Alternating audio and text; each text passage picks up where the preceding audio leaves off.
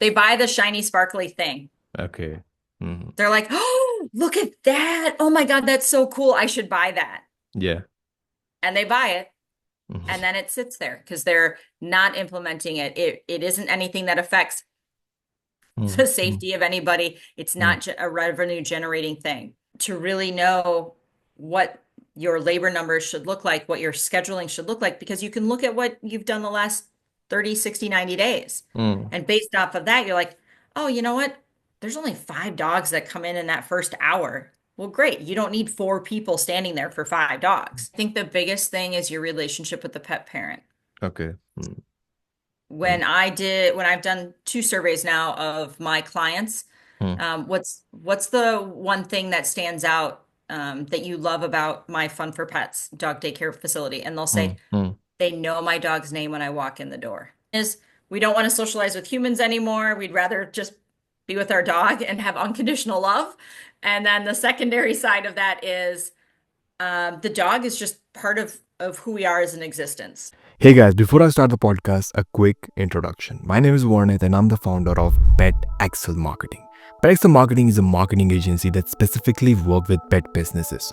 Over the years, we have worked with pet food brand, pet relocation businesses, pet SaaS companies, pet clothing brand, cat food businesses, dog grooming services, and many other product and service-based pet businesses globally. Our services includes everything from creating graphics to running your ad campaign. Not only that, we have built amazing websites and apps for pet businesses. So if you have a pet business and would like us to help grow it, click on the first link in the description to book a call with our team. Now enjoy the podcast. Hey guys, welcome back to Pet Brand Podcast, the show where we dive deep into the minds behind the most innovative, inspiring, and impactful pet businesses shaping the pet industry. I'm your host Warneth, and today we have a truly special guest joining us, Eve Molzhon, the founder of Dog Handler Academy. Eve is transforming the way pet care businesses train their team through a digital platform that's redefining staff development in dog daycares and boarding facilities. With her deep roots in managing a physical facility and active involvement in multiple pet industry association, Eve brings a wealth of knowledge, practical insight, and a contagious passion for raising industry standards. So, in today's episode, we will explore her journey from identifying a training gap in her own team to building an academy that's helping pet businesses thrive. Plus, we will dive into the course design, consulting, leadership lessons, and her vision for the future of pet care industry. So, without further ado, let's jump right in the conversation. Eve, thank you so much for being a part of Pet podcast. Well, I'm gonna admit, I've been following you for quite a while Uh-huh. and really enjoyed, you know, what you're doing to just help the pet industry. So thanks for Uh, having me. have you seen our other podcast? I have. Uh-huh. I just was watching the one where you had the ex-Petco Okay, okay, CEO yeah, and the new product design that he had. So yeah, yeah. yep. I've been stalking you on YouTube for a little bit. So That's great. That's great. So yeah, let's start from the beginning. Like every great venture is born from a problem waiting to be solved, right? So when did you first notice in the training gap in your team, and how did that lead to the birth of Dog Handler Academy? Sure. So my first dog daycare facility is a 15,000 square foot facility. Wow. Um, Pre-COVID, I had about 17 to 18 staff members.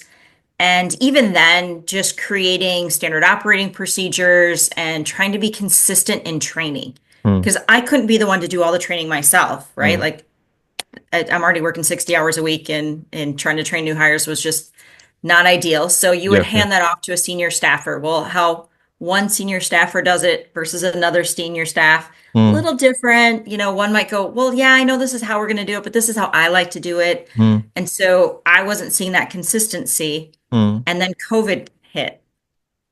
And we survived COVID, actually did fairly well, but I Hmm. did have to lay off half my staff for 42 days. So I went from 18 people down to 7 or 8. Okay. And then I was like, oh my gosh, what if COVID really does end in 2 weeks? What if in 2 weeks, Hmm. all of a sudden, everything goes back to normal? Hmm. Hmm.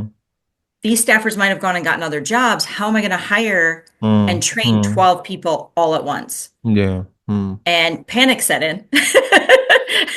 I'm only one person. And so Yeah. I started shooting some videos of because we also do cat boarding. So I was shooting videos of this is how I want you to set up the cat suite. This is how Okay. where the bowls go. This is scooping litter. This is where we keep everything. This is how we Okay. sanitize. Mm, mm, And I sent a couple of those videos off to other dog daycare friends who I mm, knew did cat boarding. And I'm like, hey, like, what do you think of like these training videos? Like, should I create like a YouTube channel or what should I do? And they were like, mm, oh my gosh, can I use these? Can I pay you for them? I mm, was like, oh, okay. Like they're mm, beneficial. mm. And I'm a spiritual person, so I went and got some Reiki Okay. and during COVID because I was stressed and Mm, she just said, you know, hey, I get a sense that this video thing that you're doing it would be great and people would really like it and mm, you should do it. And I mm. literally got in my car and called a friend whose husband was a videographer and I said, Okay.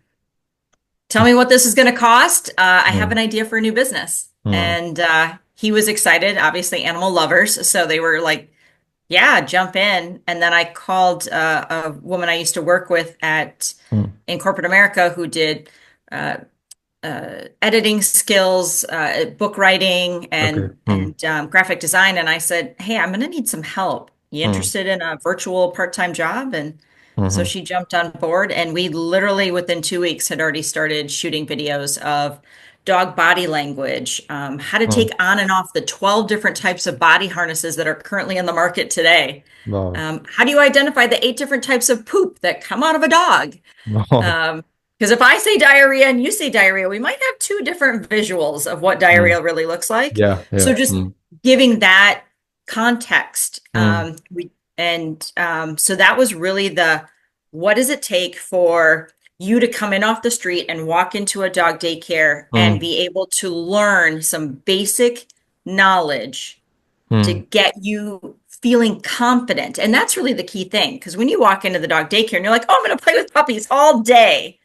And we go, no, actually, you need to move this dog with the slip Yeah. lead and take them over to this kennel area. Yeah. And now you need to move them over to here. And this is why you need to do this and that. And yeah, that wagging tail doesn't mean he wants you to pet him. Give him some Yeah. space. Yeah. Like, how do you teach that Mm, without literally holding that person's hand and walking them through your facility? mm, And so, yeah, so that's why we started creating it. And so COVID was a blessing for me in that sense that it gave me the opportunity to go, what is needed? How can mm, I create that? And then I mm. did build a business around it. And now Dog Handler Academy is in 15 countries. Wow. Crazy. Crazy. And what do you think, like, what were some of the early challenges you faced transitioning from running a physical facility to building a digital platform? Getting over the fact that I'm going to be on camera and it's going to be Okay. everywhere. Okay. Yeah. I just want to pick up dog poop and play with Yeah. dogs all day, right? Like that Uh-huh. was my thing. And Uh-huh. Yeah. to be honest, it was a lot of imposter syndrome of Mm. who am I to teach this, Yeah. um, was the big thing. Mm. I'll have 12 years of But owning a dog daycare under my belt this year. yeah. Yeah. So yeah, I mean, there were people that have been doing this longer than me that do it different than me. And I Mm. say different, not necessarily better, but just different. Daycares are run very different, vastly across the globe. Okay. So that was the other key thing is just trying to keep what I was teaching as generic as Mm. possible, but yet giving it depth and knowledge base behind it. You know, like I said, 12 different types of body harnesses, 8 Mm. different types of poop. Mm. Nobody can really argue those to a certain point. We might disagree on, what we consider cow patty versus explosive Mm. versus whatever, Mm. but all the dogs poop. So like that's a universal. Mm. Mm. So that was the one of the bigger challenges was just me kind of getting over myself Yeah. in that sense, but also one of the secondary challenges is if you're, at a dog daycare or at a dog park and you see dogs having a good time, well, that's easy to identify. What's hard to identify is dogs that are not playing appropriately, where you do need to intervene. Mm. And how do I safely show that without Okay. creating a dog fight, without creating Mm. some aggression cases? And so we utilize dogs that are in my nonprofit program, Second Chance to Shine, Mm. who have pretty bad play styles, who maybe are immature or don't read dog body language. So we would utilize those dogs Hmm. in a group environment so that way we could show all the things you don't want Wow. to see Hmm. Hmm. in your Hmm. dog daycare. Hmm. And Hmm. so setting up all those scenarios, we can't, right? Like I Yeah. can't go, okay, Fluffy, I want you to jump on top of Max and hump him so I can video that and show that Hmm. that's not what you want to see in your daycare. Like the Hmm. dogs don't take cues like that. Yeah. Yeah. Hmm. And I can't train enough dogs to do bad behavior. So so truly it's capturing those moments. Hmm. The videographer would camp out in dog daycare for 2, 3 days. Wow. I would be mic'd up and we would just watch dogs and I'd be like, oh, okay, off my right shoulder, Yeah. the calico or the brindle dog and the black Uh-huh. lab. See how this one's, so and like trying to point all this out to him Wow. while maintaining a safe environment Hmm. and really grasping it all. So Hmm. the videographer by far is great that he would set up multiple cameras and Hmm. he would follow my cues. I'd be like, all right, so now I need you to pan this way or pan that way. And because if Hmm. I move or do something, then the dog's like, what's she doing? What's she moving to? And Yeah. then it totally ruins the Yeah. moment. Yeah. So So are you dogs are like not the still? best actors in Hmm. a dog daycare environment, which Definitely. is, truly that's the hard part is when you have these new hires coming into your environment, Yeah. they Hmm. have no idea what they're looking at, what they're Hmm. watching for. We identify 6 different types of a dog barking. What's an Okay. alarm bark, an Hmm. alert bark, a happy bark, an Wow. annoyant bark. Hmm. And so just finding those opportunities to capture that in the moment. I feel like sometimes we're like a National Geographic explorer photographer, right? Like we're just camped out Yeah. waiting and waiting, going, come on, these are the 20 things I want to capture. Can somebody just do it, please? Um, so yeah, so that was a huge challenge Hmm. to try and capture that, and we continue to do that. So every 2 to 3 months, the videographer will come because I'll have new dogs in my rescue program, and Hmm. he'll come camp out for a couple of days, and we'll just shoot raw video and talk about dog behavior. And then he Yeah. takes all of that, Hmm. edits it all up, and Hmm. puts it into an educational program. Love it. Love it. And are you like still continuously shooting more content every single month? Oh, honestly, if I could just wear a GoPro and Yeah. like Yeah. maneuver it, it would be Uh-huh. ideal. Um, Yeah. but yeah, it is. It's hard to capture everything that you want to teach somebody Yeah. because the dogs, aren't willing participants. Hmm. But at the same time, what you do see in our program is raw footage where we are purposefully, putting in a super excited dog in with another super excited dog so you can really see that kind of interaction. Or, little dog behavior is different than big dog behavior in certain ways, and or it's just harder to see it because we are standing and looking at the dog from the top down for Hmm. the little dogs versus bigger dogs. We're looking at it, Yeah. more from a horizontal Hmm. frame of view. So Hmm. so yeah, so he he's got his cameras and he holds them way down low, or we'll literally lay them on the floor just so we can try and get better little dog footage Hmm. and capture those moments. But yeah, he every time he's like, "Oh, I want to take that one home, and I want to take that one home, and I want to take that one home." It's hard, right? Yeah. Like when you're hanging True, out with true. these dogs for 2 or 3 days. But yeah, that's probably one of the hardest things is to just Hmm. capture all of those moments of things that you don't want to see in a dog take care and make sure that we're doing it in a safe way as humanly possible. Hmm. Because good dog behavior is easy. Bad dog behavior, that's the stuff nobody knows. Nobody recognizes that until they see it in full view. Hmm. Um, and Definitely. do that piece to it. So, yeah. Definitely. And you AI can only do so much. yeah, I mean like AI can't shoot the content, right? Correct. Correct. Yeah. Yeah. Yeah. So Mhm. that gets to be the tricky part. But at the same time, it's been very rewarding to hear from people talk about how, we taught their staff how to intervene when two dogs are starting to scuffle using a pig board or Hmm. banging noise or things like that, and Hmm. for us to get feedback that was so useful because they had an incident and their staff was prepared and they knew what to do. Hmm. So makes me feel good that we're on the right track. Hmm. So do people like buy a monthly subscription of your Handler Academy, or it's like a one-time purchase? Yeah, so the employee training to work in the dog daycare is a monthly subscription. Okay. We try and release more modules and content at least 2 to 3 times a year. So we Okay. just released a first aid course. Okay. Um, if I said, "Do you know how to identify bloat?" Hmm. Right? Do Hmm. you know what a hot spot looks like? Hmm. How do you wrap up an ear? So if a dog gets an ear injury, how do you wrap its head up Okay. before getting it to the Hmm. veterinarian? So Hmm. yeah, so that was the one we just released, and then we have a new one coming out Hmm. this quarter yet. That's dog handling next level 2.0, where we get into a lot more of um, the spiciness of the dogs, I guess would be the word I would use, and how to intervene in that. And then Hmm. door manners. When you're in a group of 15 dogs and it's time to open the door to go outside to potty, Hmm. they all rush the door. And that's Hmm. usually when scuffles occur because they're like, it's my turn, it's my turn, it's my turn. Hmm. And how can we as handlers back off that energy and get them to walk out in a relatively decent manner? Hmm. Hmm. Um, some facilities, that's where you see those cute YouTube videos where all the dogs are sitting and they can call them name by name. Um, those are great examples of phenomenal gait restraint on that one. So yeah, so we teach that. Like, where do you start to get you to that level? Yeah. Yeah.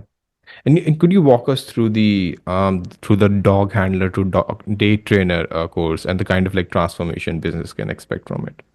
Oh, absolutely. Yeah. So we have the monthly subscription to train your Hmm. staff just to work in daycare. Hmm. And then we took it to the next level up, where if you have really good handlers Hmm. that you feel could make good dog trainers, Yeah. then we have a handler to trainer program, and that's the certification course. So that's a one-time purchase because we do certify your handlers in obedience training. Um, Most of your handlers are freelancing as trainers anyways because we're working on don't jump. Yeah. We're working on walk nice on the leash, don't drag me down the hallway. Hmm. We're Hmm. working on those door manners, that gate control. Yeah. So then this is where you can actually create a dog training program within your daycare facility as an extra revenue source as well. A lot of pet parents, will see them in the mornings, the dog drags them in or the dog is jumping all over and the parents are like, oh, I wish you would stop that. And you can go, we Hmm. have a program Hmm. to help with that. So for those handlers that you want to make dog trainers, we really walk you through loose leash walking. We don't focus so much on a heel. This isn't competition. This is just I don't want Yeah. my dog to Yeah. drag me down the sidewalk. Hmm. Just the Um, basic stuff. yep, no Hmm. jumping. So when Hmm. grandma comes over to visit, the dog isn't knocking around the ground. Um, Sitting, waiting, Hmm. knowing their name, and come when called. Yeah. So they know their name isn't, no, no, stop doing that. They actually Hmm. know what their name is, Fluffy or Max or Okay. Bree or whatever it Hmm. is. Hmm. So yeah, so we work a lot on that as well. Wow. So yeah, so that's the course. And then one thing that's unique about us is that when your handler takes our course, in order to get certified, they have to submit a video to us of them working a dog with all those skills. And Okay. then we'll give them feedback. And a Hmm. lot of times they don't get it on the first try. Hmm. Um, Part of it is probably because they're nervous that they're filming themselves and it's, a little nerve-wracking. But yeah, so they have to submit a video back to us. We'll critique it and then we'll determine um, things they need to do better at and then resubmit. And Hmm. then the end result is hopefully they get certified. Hmm. And then their facility can actually market that they have a dog trainer on site to help with any issues that a pet parent would have. Love it. Love it. Yeah. And And we beyond. even broke it out to Hmm. handler to trainer. So that's Hmm. primarily meant for, rescue dogs. And then Hmm. we also released a puppy training program because Okay. training a puppy who has no bad habits is very different than training a dog who has been practicing some bad behavior and needs to Yeah. dial it back a little Yeah. bit. Yeah. Um, yeah, and our puppy training course was actually filmed utilizing a dog trainer out of Canada, my friend Kathy. She's a phenomenal puppy trainer. She does a lot of service dogs. So we brought her down and she spent 4 days filming with us Wow. and creating that program and the content for that program. And we worked with three separate groups of dogs. We had Mm, 8-week-old puppies that were from a bad breeding situation, mm. who had never stepped on grass and whatnot. And then we Wow. had two 4-month-old chocolate labs that weren't related, lived in homes that we borrowed every day. And then we had two 9-month-old deaf dogs off that were strays off the Indian reservation Mm, that were in rescue. So three different types of puppies with mm, different abilities. And so it really does go in depth on what is luring, what is capturing, what is marking, and mm. all of those things. So yeah, that was a lot of fun. And Wow. it's same thing, as much as I was like, oh, my camera, she had the same thing. She goes, if you would have told me I had 4 days worth of content to like spew out, I would have said, no way, we're going to do this in a day and a half. Yeah. But once you get into it, what we It's do just is too second much nature. to learn, right? Yeah, for us, it's just second nature. But when you're teaching it, there's Mm. just so many little intricacies. Yeah, You yeah. want to make sure somebody understands. Yeah, yeah, definitely. And beyond better trained staff, your platform also opens up like new business opportunities for the people, right? So how do your course help generate new revenue streams for pet businesses? Yeah, so the biggest thing to look at as far as new revenue streams is Hmm. what problem can you solve for pet parents in your area? Okay. Hmm. And that varies geographically. Hmm. Hmm. Truly, if Hmm. I'm up in Alaska, and a lot of the dogs up there, maybe mushing, maybe up there it's there's a lot of wood burning stoves maybe that people utilize. Like what's specific in your area?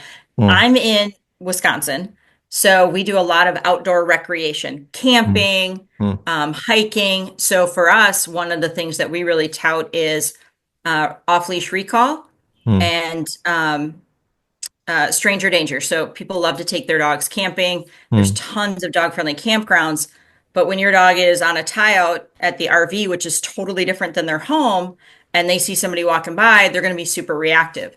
So, that's a problem that we help to Hmm. work on by Hmm. offering a dog school program. So, just like you drop your kids off at school, you come and you drop your dog off at school, and then we work them on those issues. You pick them up at the end of the day, same time you pick your kid up at the end of the day. Hmm. Hmm. So that has been a great revenue stream. Hmm. The second thing, what do people not like to do? They don't like to trim their dog's nails and they don't like to give them baths in their house because it stinks up the house. Yeah. So baths and nail trims, those are a Hmm. great revenue generator. Wow. The second or the third thing that we have created, and a lot of dog daycares are big on this. My friend Dominic in the UK Hmm. teaches a whole program, and that's enrichment daycare. So Okay. for dogs that don't like group play, Hmm. whether they're old, they just weren't socialized, Hmm. being with a group of dogs just is not their cup of tea, so Hmm. to speak. We offer enrichment care. So they come, we ask that the pet parents don't feed them breakfast. We put the breakfast in a food puzzle or on a snuffle mat. They Okay. stay in one of our suites. They have that. They go out to potty. They take Hmm. a little break. Then we play with the flirt pole, or maybe we give them scent game time. Go out to potty, have their lunch, take a Hmm. nap. Then they come Hmm. back out. So they get three different types of enrichment based on the 5 pillars of enrichment. Wow. So that's a third one that really does generate very, very well, Hmm. new revenue growth. Hmm. There's a lot of little things you can do, especially for boarding dogs that are staying with you. A Kong with peanut butter or pumpkin. We offer a bedtime dessert, Hmm. which is some Ready Whip. It's a little pup cup that they can have. Hmm. A Hmm. warm blanket for cuddle Hmm. time at the end of the night. Hmm. So there's a lot of little add-ons that you can do for dogs that are boarding with you Hmm. that generate revenue. They're not going to be huge revenue generators for you, Yeah. but the other three, those are programs that you can create Hmm. Hmm. that get reoccurring revenue going. So again, dogs that aren't good for normal group play, that's a whole new group of people that can be coming and utilizing your services. Plus, Yeah. if the dog gets to know you because it's coming for enrichment, Hmm. Hmm. then it makes boarding those pets so much easier because they already know you, they know the routine, they know the staff. Wow. So it's creating a lifelong relationship with the pet parent. And that I think is the goal in our industry for 2025. and going forward is getting back to building that client relationship with the Mm, dog and the human that's attached to the leash. mm, mm. Definitely. Talking more about your consulting expertise, like when consulting with a new facility, like what's the first thing you look at and like evaluate from them? Sure. So if they already have a building and they're already in operations, Hmm. we look at efficiencies. So Okay. many times and a lot of times, like I'll just sit in an office somewhere and I'm watching the security cameras Hmm. and I'll watch somebody, dog poops, the handler leaves the group area, goes and gets the scooper, comes back in, scoops the poop, leaves the play area again, gets the mop, comes back in. I'm like, that in and out, Yeah. not efficient. Yeah. And it gets the dog super excited, right? Because somebody has left the area and Mm. now come Yeah, back yeah, in and yeah, so yeah, now the dogs are going like this. yeah, And now you got to manage that a little bit more because yeah. they've just created all this excitement Mm. to where if you just had like a shelf that stuff hung on that the Mm. dogs couldn't get to and you could just grab and go, much more efficient. Um, for boarding, you know, people have medications that need to be refrigerated, fresh pet or farmer's dog or any of those raw types of foods that need to be refrigerated. Well, is your refrigerator 100 feet away? So now the person has to leave the boarding room, go all the way down, get the Mm. food, come all the way back. Mm. Mm. Is there Mm. can openers in those rooms? Or again, are Mm. they having to leave and come back? Mm. Time and labor is our biggest cost. Okay. So in our industry, a lot of times we want to look at our labor costs being Mm. Mm. 50% or lower of our total revenue, right? So when we're looking at that, that's where that efficiency really comes into play. If Mm. they're constantly going back and forth Mm. Mm. and things aren't easily accessible, that's a waste of time. Mm. Mm. So at my facility, I actually did a time study on folding laundry. We do 22 loads of laundry a day. Mm. It's a big Wow. facility. Mm.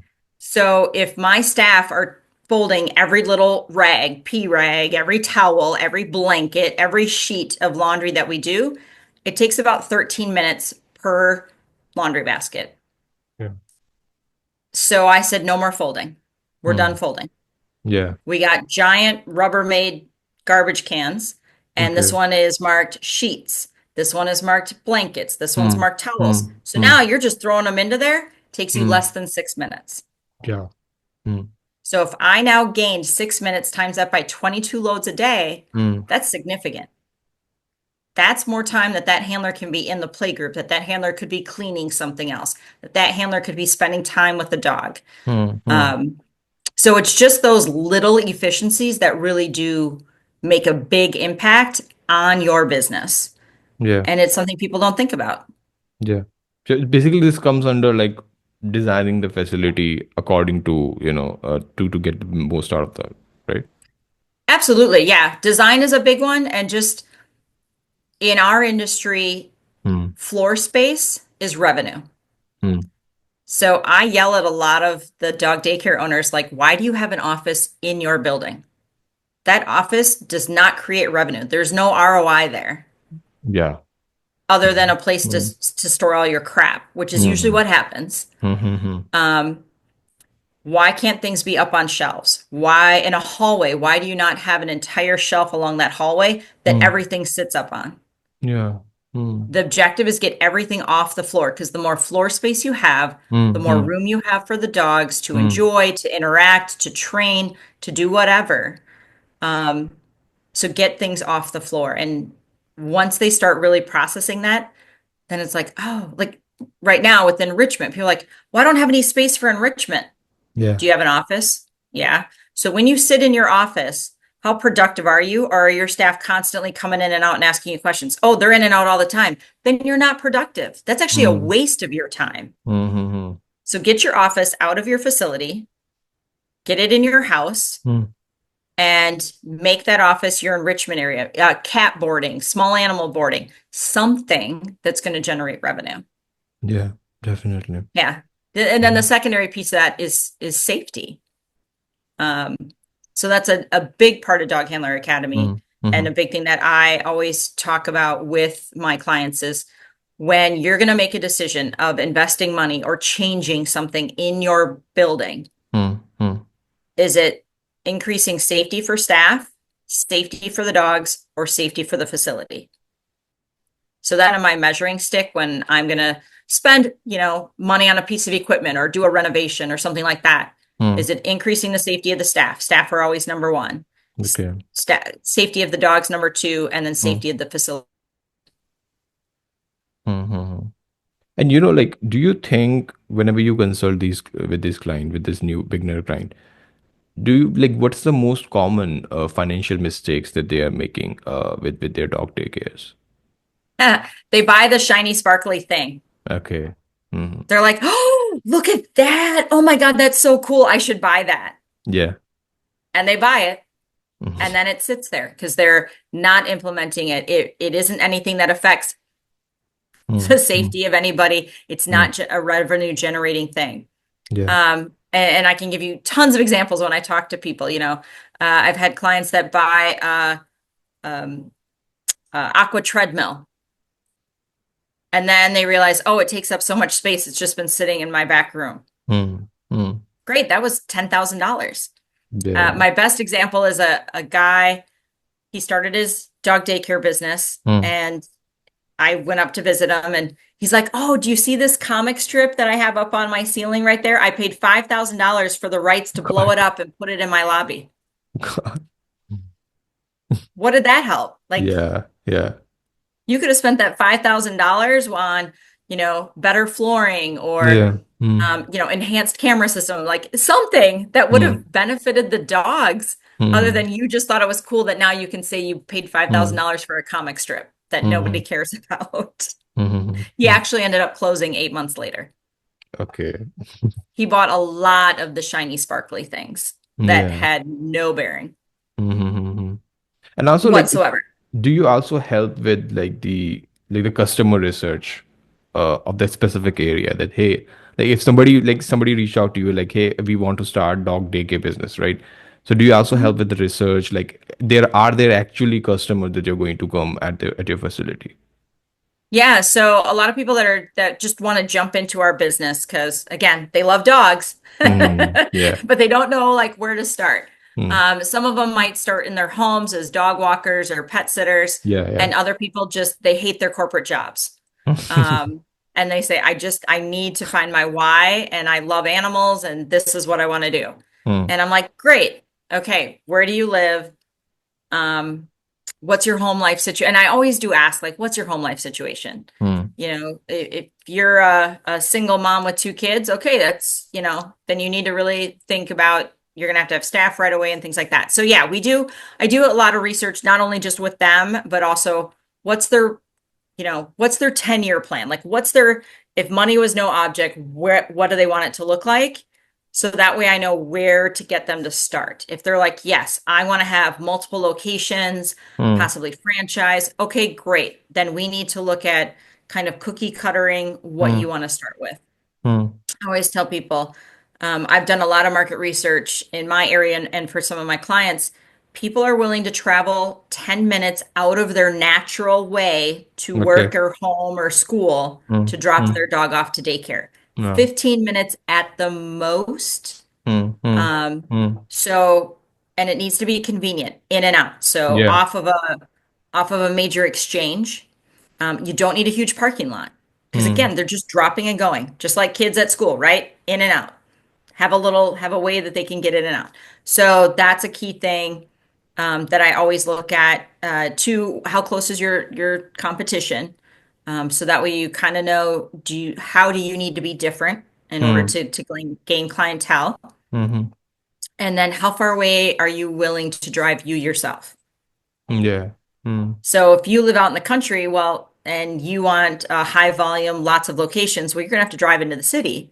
So just keep that in mind too. Like, what are you willing to sacrifice to make that happen? Hmm. And I tell a lot of people, you're gonna start small. When you open up, you're not gonna have 40 dogs walking in the door. You're gonna have Definitely. five, Yeah. maybe Hmm. 10, Hmm. and then Hmm. it's gonna grow. And how do you take those steps to get you there in a safe and efficient manner? Hmm. Hmm. Hmm. And then Yeah. these consulting guys like watch your courses. They understand the SOPs and how to navigate that, right? Absolutely. Yeah. Hmm. Yep. Hmm. and that's the interesting thing about our industry. Mm. A lot of us are willing to share all that information. There's numerous conferences. I attend 8 different dog daycare conferences a year. Wow. And as much as you learn from speakers, a lot of the learning is after the speakers are done and we're sitting in the lobby of the hotel or sitting at the bar and you're Discussing, just yeah. chatting with other Mm. people Mm. and asking questions. For the longest time, I wanted to do a pool, a saltwater pool that I thought dogs would swim in. And I just thought that would be so great. And I had priced it out and I had the space. And I met with 5 different people that all said, yeah, it was great for like 2 years. And then it just was a waste of money.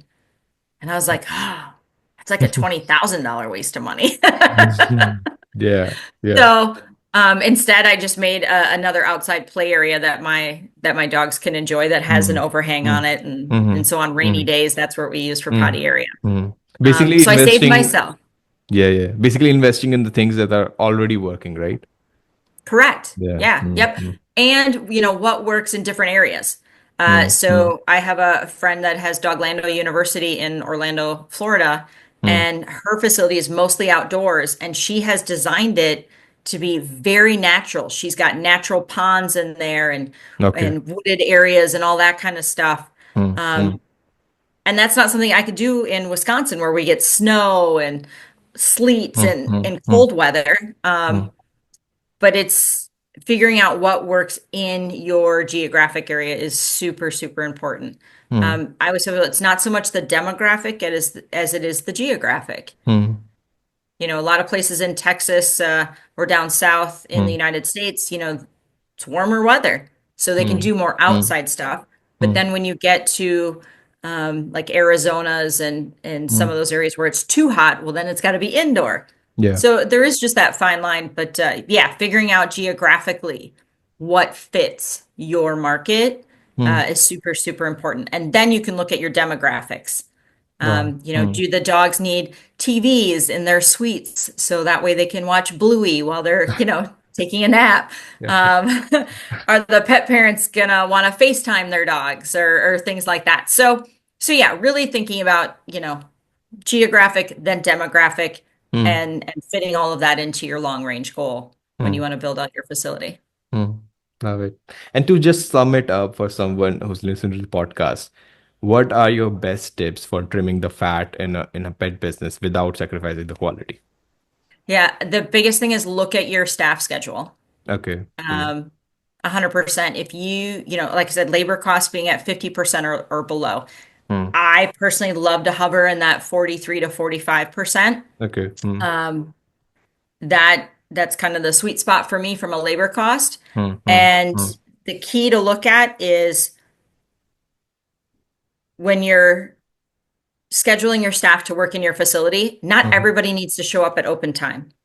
So who shows up at open time? Who can show up half an hour later? Then who's your next one? Staggering all of those labor Mm. pieces in there based on number of dogs that are coming in your door.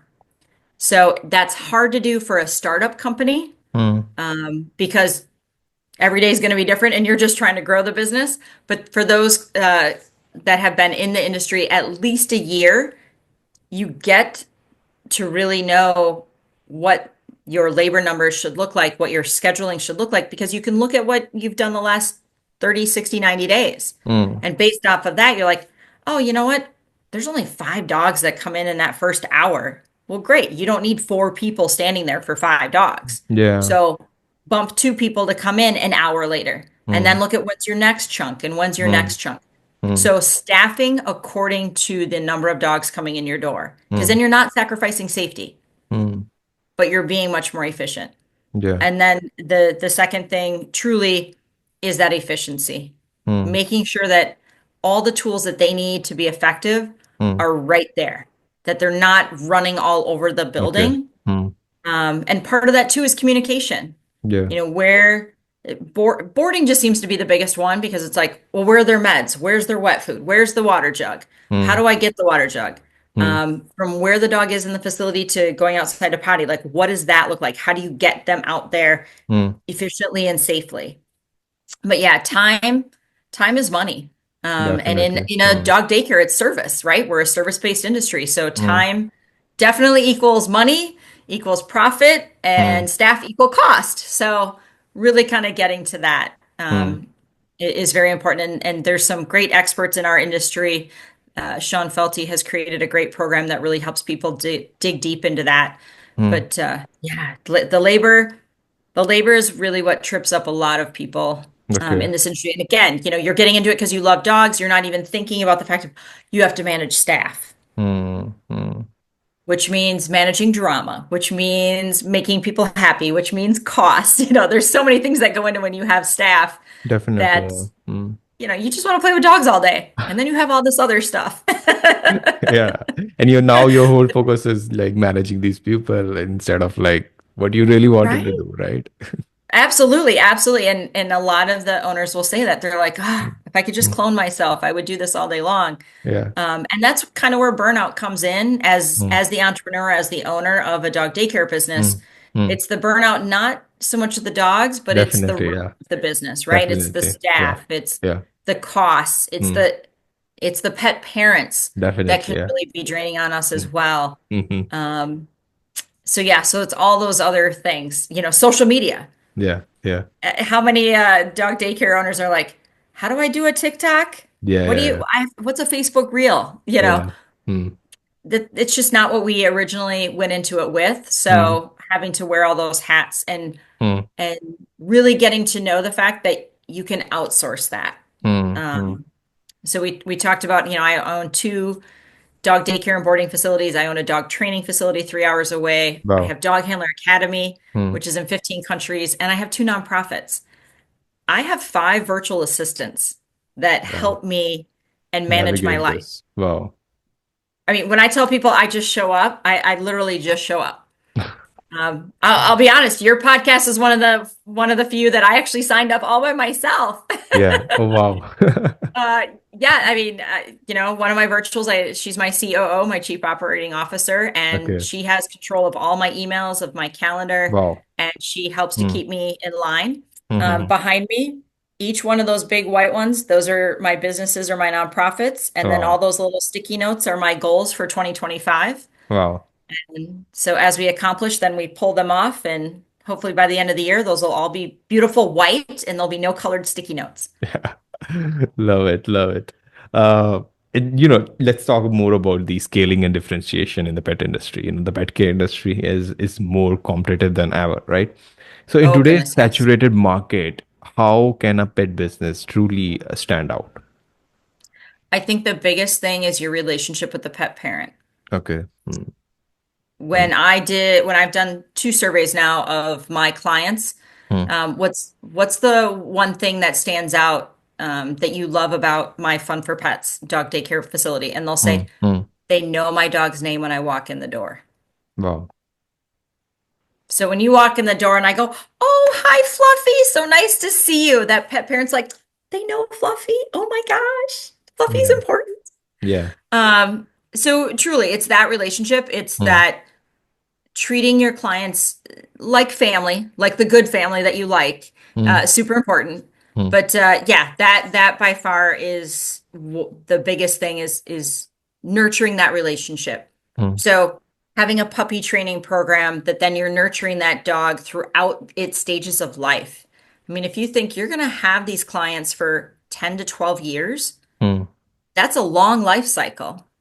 Um, when you buy a car, you usually trade your car in every, what, 4 to 6 years? Well, you're going to have these dogs a lot longer than that. So Yeah. nurturing Yeah. that relationship Mm. is truly what will set you apart. Wow. Um, the uniqueness that you can accommodate Okay. for your pet parents. Mm. At both of my facilities, we have 13 veterinarians in my area, and they Wow. know that at my facilities, Mm. we have medical expertise people. We have vet techs that also Wow. work for me. So Wow. we can handle, like, we had to give a guinea pig subcutaneous fluid. So I had to hang up the saline bag and, you know, perform sub-Q fluids to a guinea pig. Mm. So having those niche things within your Mm. facility Mm. is also important, but customer care. both for the human and the dog. Mm, Communication. A mhm. lot of people talk about, oh, I want to do all these cute little fun things. Those are great, but if you are lacking in that customer service and that relationship building, none of that is going to matter. Definitely. Definitely. Think about, where do you go and get your hair cut, right? Yeah. You're going to continue to go get your hair cut there until that hairdresser makes you mad. Yeah. Same concept. They're going Yeah. to, if you are building that relationship with them and Mm. doing a good job for that pet parent and that dog, they're going to continue to use you until you piss them off. Yeah.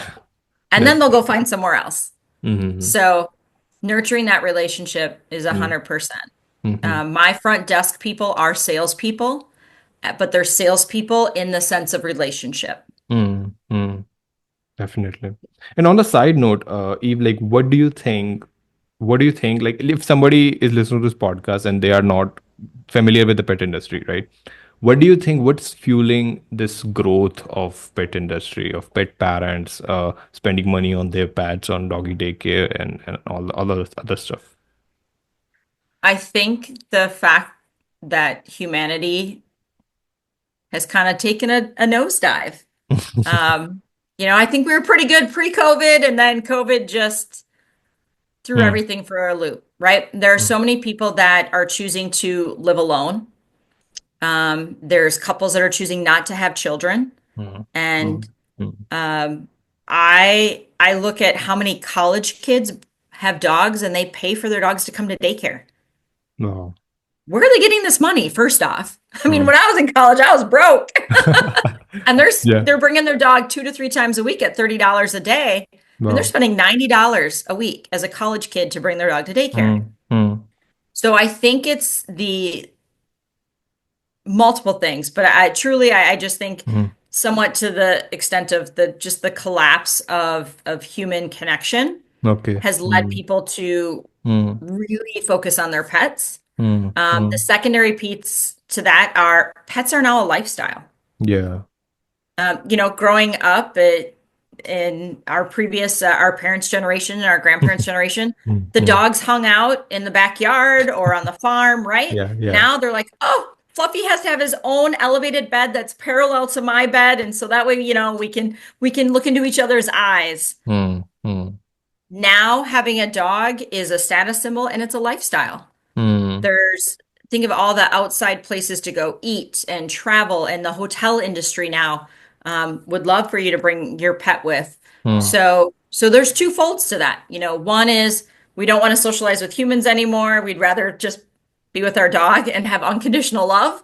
And then the secondary side of that is the dog is just part of who we are as an existence. Mm, So I think globally, that is mm, really it. mm. When I look over like in Europe, the dogs go everywhere. The dogs go in the department stores, right? Like the whole put your dog in your purse started over in Europe and No. and Mm, that thing. mm. Um, a friend of mine that's in a Facebook group, his dog daycare in Dubai, it's phenomenal. He's got greenery hanging down, like it's like a rainforest within his facility, and it's just gorgeous. And someday soon, I want to go see it in person. No. But uh, but even that, again, creating a lifestyle that Mm, incorporates your pet. And I'm mm. just as guilty, by the way. I have a Frenchie. She has a backpack. I have two strollers. She flies on the airplane with me. Wow. If anybody ever attends any of the pet boarding and daycare expos in the United States, when I have a booth there, she's typically sitting in the booth just waiting to get petted. Mm. Um, and then I have the flip side. I have a lazy hound who goes in my backyard and barks at everything that he hears. So Yeah. I have both. Yeah. Both side of the words, right? Yes. Yeah. Talking more about the leadership and the mindset with that. Running a business isn't just about operations, right? It's about who you become in the process. So, what leadership lessons did you learn the hard way that you wish the other pet business founders knew? I think because most of the people that work in our industry as dog handlers, they're young. We're not hiring 50 and 60-year-olds with college degrees to work and pick up dog poop.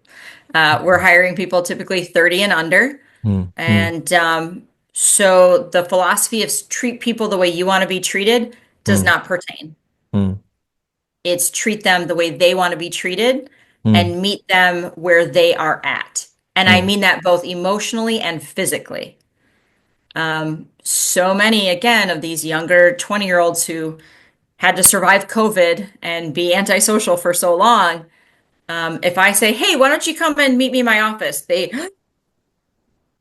and have a nervous breakdown. Oh my God, I'm going into her office. yeah, Um, to where, pre-COVID, and again, my generation, oh, come on in the office. Oh, sure. What are we doing? We're having a chat. Not a yeah, big deal. mm, mm, So the key piece is meet them where they're at physically. So I coach a lot of people of mm, if you need to have a conversation with a staff member and they're out scooping poop in the play yard, you go out to the play yard and have a casual conversation with them as if like not that, hey, we need to have a talk, but hey, how are things going at home? You yeah, seem a little on edge, yeah, right? Versus mm, calling them in and sitting them down. mm, The days of firing, calling people into the office to fire them, mm, why? Pick up the phone and call. Like it yeah, doesn't have to be this big humiliating thing. mm, And find out what makes them tick. Again, I'm not going to treat them the way that I want to be treated. I'm going to treat them the way they want to be treated. Some people want public recognition. So I'll give a shout out in our Facebook chat group to all the staff. wow, Other wow, people want money. Other people just want me to come up and, tell them sincerely thank you. mm, So what do they need mm, to feel good about the job that they're doing? mm, Um, so that was a hard lesson because I came from corporate America where it was the call you into the office and sit down and all the formalities. mm, And that just doesn't exist, in a small business. Um, and a small business, it is personal. yeah, Whether you have two people working for you or 10, mm, it's personal. You get to know each other really well. mm, So therefore, your communication and how you lead them also needs to be very personal. mm, So that's a big one. And the secondary piece is that as the leader, I set the tone. So if I'm having a shitty day, I got to leave yeah, it at the door and come in and go, hey, what are we doing today, guys? Let's go play with some dogs. And not yeah, come in and go, Jesus, why isn't this done and why isn't that done? And I mm, have to truly lead by example and bring the energy, bring the mm, vibe that I mm, want in my facility. mm, Um, if I just walk in and walk back and start doing stuff, people are like, she's pissed. Something's wrong. mm, And really being aware of who mm, you are and how you're presenting yourself. And that's hard. That's like you have to do some work on yourself to really acknowledge definitely, that yeah, because, it's not an office job, right? You can't just bury yourself in your office and be like, I don't care. I'm just doing mm, this. mm, You're present and your mm, staff are looking at you mm, in that way. So yeah, you mm, mm, have to do a lot of deepness and really understand that how you present yourself to your team mm, sets the tone for the day. mm. Definitely. And let's, like zoom out for a minute and look at where the entire industry is heading. Mm. How do you see the dog daycare and training industry evolving in the let's say in the next 5 years? Well, so for the last 2 years, a lot of the dog daycares have been um, put into conglomerates, so being Okay. bought out by the larger brokerage firms. Mm, mm, And those brokerage firms have even been growing. So instead of having five mom and pops in your mm. community, you might have two mom and pops, and then the other three are actually owned by holding companies. Okay. Mm, Good or bad, there's a little bit of both. mm, Same mm, thing with the franchises. mm, They have continued to grow and blossom, and now I think there's 7 franchises in the dog daycare space. mm, Pros and cons to everything. So from the standpoint of those of us who have been in the industry for a long time and I'm ready to retire, we're going to sell out to the big holding companies because they've got the biggest pocketbooks and they're going to offer us the most money, right, to mm, retire mm, on. mm, On the flip side, mm, what they bought again may not fit into their model long haul. So then you'll see that will flip back over into your mom and pops. So those are going to be the two biggest things probably for the next 2 years yet is that you're still going to have your small mom and pops getting into the business. And then you're going to have those that have been in the business a long time retire and sell out to the bigger holding companies. But there's still going to be a good mix. And I think you're going to see a lot more of the dog daycares finding their niche. Okay. And Mm, we're starting to see daycares where it's small dogs only, 20 pounds and under, mm, which is great. You're going to see some facilities that are going to specialize in maybe reactive and solo let out camps, mm, which is great. And then in the dog training world, things are really turning in the sense of looking at the emotional intelligence of the dog mm. and working more on training the human than we are the dog. Yeah, yeah. I take a lot of master classes on human psychology now because having to work so much with the pet parent Mm, on what they need to do in order for their dog to feel safe and secure as yeah, them being yeah. their guardian Mm, is huge. And that's, just the change in terminology, right? Now they're pet guardians versus pet parents. So that makes a yeah, huge difference. yeah. Um, and it really helps to explain to them what the dog needs of them. Again, Mm, dogs are now this lifestyle. And so how do we get the humans to live up to that expectation that the dog has of them? mm, That's really the mm. key. Yeah, so Definitely. there'll be quite a bit of shifting Mm, um, of really what we're honing into. Enrichment, looking at those 5 pillars, yeah. um, digging into what the dog needs. I mean, you take a beagle who wants to use his nose and sniff everything. Great, let's give him nose work to do while he's at daycare. Um, and then on the flip side, you've got the Malinois or the Shepherd or the Hound, and they want Mm, to run. Okay, great, let's get treadmill going for them. So mm. really, you're going to see a lot of niche things come up that Wow. daycares are going to offer to really hone in on the dog and what the dog's needs Mm, are. mm. I segregate dogs into 6 playgroups at my facility. Wow. We've got teeny tinies for your little chihuahuas and your, Lhasa Apsos. And then we have tinies. Those might be maybe a corgi Mm, or a basset hound. And then we have smalls, which is more just adolescent in nature. And then I have 3 separate playgroups for bigs, low yeah. energy, medium energy, and high energy. Wow. So again, just really finding that Mm, mm, key thing that fits the dog. mm. Um, because that's why we got into it. And it's just things have changed. And now that dogs are a lifestyle, we Yeah. look at dogs based on their breed and their energy level, and then kind of drill down as to who they are as an individual dog after Mm, that. mm. Love it. And also, like, again, training the staff, like you were saying, you're segregating the dogs and everything, right? So training the staff that, hey, you have to do this and that, right? Oh yeah, yeah. Mm. We have a standing joke. It takes a full-time staffer 3 months before they feel very confident that they can go, Yeah. oh, that's Benji and he's a Lhasa Apso. And this is Fluffy and, she is a Brussels Griffon, right? Mm, Like it takes so much mental energy. And this is mm, what people don't realize. It's a lot of mental energy to memorize 50, 60, 70, 80 dogs that come to dog daycare each and every day because it's not the same dogs every day. It's not like going to school where this is Freddie, this is Freddie, this is Freddie. It's mm, this is Freddie. Nope. And then tomorrow this is, Fluffy. And then this is Max and this is Zeus and this is Ginger, right? mm, So it does take a lot. And knowing which dogs get along with which dogs and which playgroup they go to and all of that kind of stuff. mm. So that's communication and efficiency. But Yeah. yeah, I always tell the staff that you will learn the naughty dogs first because those are the ones that you're constantly calling their name. Fluffy, stop humping your friends. Fluffy, Yeah. don't eat poop. Fluffy, Mm, come here. mm. So those are the dogs that you learn first, and then you start to learn all the other ones. Love it. Speaking of the future, you got something exciting planned for the community, right? Can you tell us more about the upcoming 2025 Business Leadership Summit in Chicago? Yeah, so Chicago, Illinois, it's a major hub. This will be Mm, our second year hosting the Business Leadership Summit. mm, mm, And I created it to really help the dog daycare, dog boarding, and just dog industry Mm. learn more about business.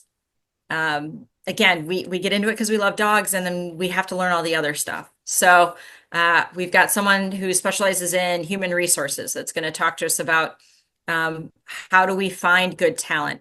Stop Okay. posting the help wanted sign or, Mm. looking for staff, Mm. how you need to nurture that piece Mm. too and say, Mm. do you want to join a team of individuals who have been with us for 4+ years playing with dogs? We have an opening for you, right? Mm. That's how you want to attract good talent. Okay. How do you keep good talent? Mm. How do you nurture those management skills? So Mm. we have Kelly Dodd speaking to us on a management course that will help managers. How do they help their staff rise up Mm. and nurture those relationships? Mm. We have Brian Boyd, who's a tax attorney.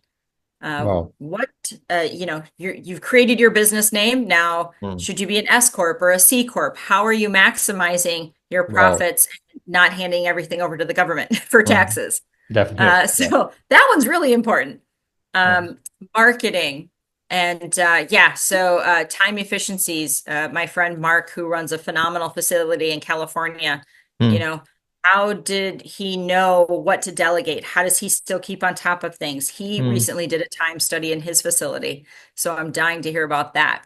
Mm. But yeah, so our summit is really meant to help you with the business side of things Okay. so you can become more efficient, become Mm. safer, be more profitable, Mm. and hopefully not have as much burnout, uh, is always the goal. But yeah, so that one is in September. It's September 10th through the 12th in Chicago, Illinois. Mm. And it's exciting. And again, it's not just the speakers, but it's the after hours time. Yeah. So we've got Yeah. a happy hour session. Mm. Everyone's going to hang out and just have those conversations. Mm. So if you were like me and you wanted to do a pool, you can talk to somebody who already has a pool and then decide, is that what you want to do? Do you Mm. want to do one of those cute little doggy buses and drive around your area and collect dogs on the bus? There'll be people there to talk about, was that profitable? Is it good ROI? Yeah. Yeah. That was something I bought a vehicle, I had it all logoed. I thought, oh, we're gonna do chauffeur service. You know, no, that was a huge Mm. waste of money. So I've been there and I've done that. Yeah. Yeah. Yeah. I've bought the shiny sparkly thing as Mm. well, Mm. and then Mm. went bad idea. Yeah. So yeah, so those are the things that we hope to teach and to Mm. help people learn and understand and um, help them be better business people. Because if they're a better business person, that Mm. then reflects on to their staff, which then protrudes on through their business and their clientele. So yeah, it's Got it. exciting. I enjoy it, and every year we've had different speakers, so it's definitely been something that is needed in the industry. Definitely. Definitely. And last question from my end, Eve. If you could give, if somebody listens to the podcast, if you could give only one piece of advice to a first-time pet business owner, what would that be?